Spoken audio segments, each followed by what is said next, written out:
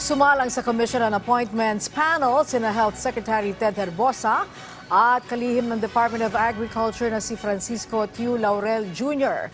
Kasama sa sinagot ni Herbosa ang health situation ng bansa dahil sa pagdami ng influenza-like illness. Nasa sentro ng balita si Daniel Manalastas, live.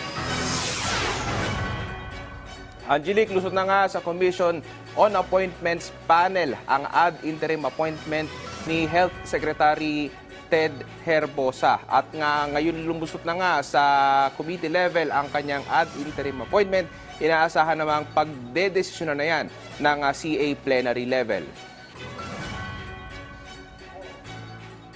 Bago naman lumusot sa committee level ang appointment ni Herbosa na usisa ng mga mambabatas ang kalihim hinggil sa mga napapabalitang sakit sa bansa at ilang panig ng mundo.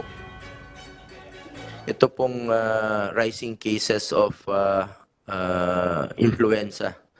Ito pong walking pneumonia. There are reports of a surge in cases of respiratory illnesses in China. The Netherlands has also reported cases related to the bacteria that causes a walking pneumonia. Totoo po, not only in China but now other countries in Europe have reported increase in respiratory illness in children. Attributed po ito sa hindi bagong virus, previous microbes, Mycoplasma pneumonia, yung respiratory syncytial virus at saka yung influenza.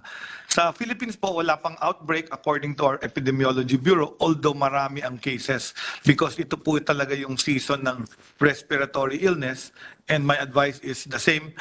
Yung natutunan natin ng COVID, yung social distancing at saka pagsuot ng face mask, cough etiquette para hindi magkahawan. Kung may sakit ang bata, wag nang papasukin para hindi makahawan ng ibang bata sa eskwelahan.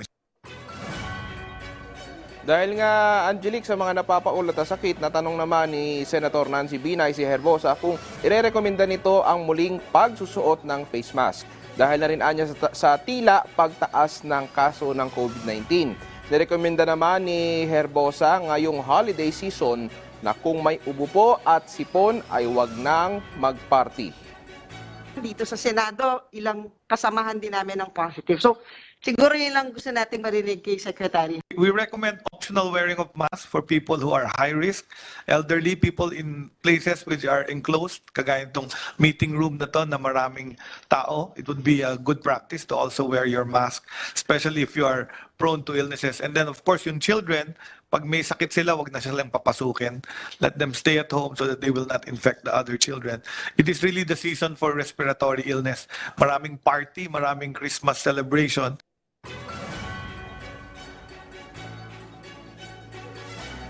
Samantala, Angelique, sumalang din ngayong araw sa CA panel ang ad interim appointment ni Agriculture Secretary Francisco Tiu Laurel Jr.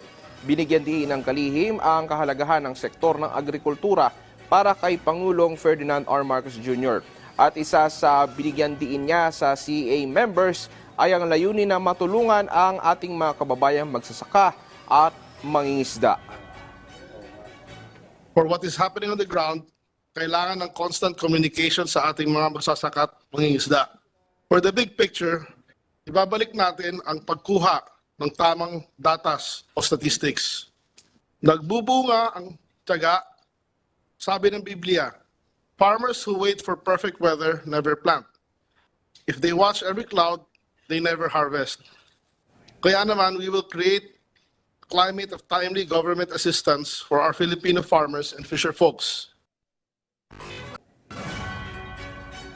At Angelica, kapapasok lamang na balita bago tayo umere ay lumusod na rin sa Commission on Appointments panel ang ad interim appointment ni Agriculture Secretary Laurel Jr. At inaasahang tatalakayin na rin yan sa plenaryo ng Commission on Appointments. Angelique?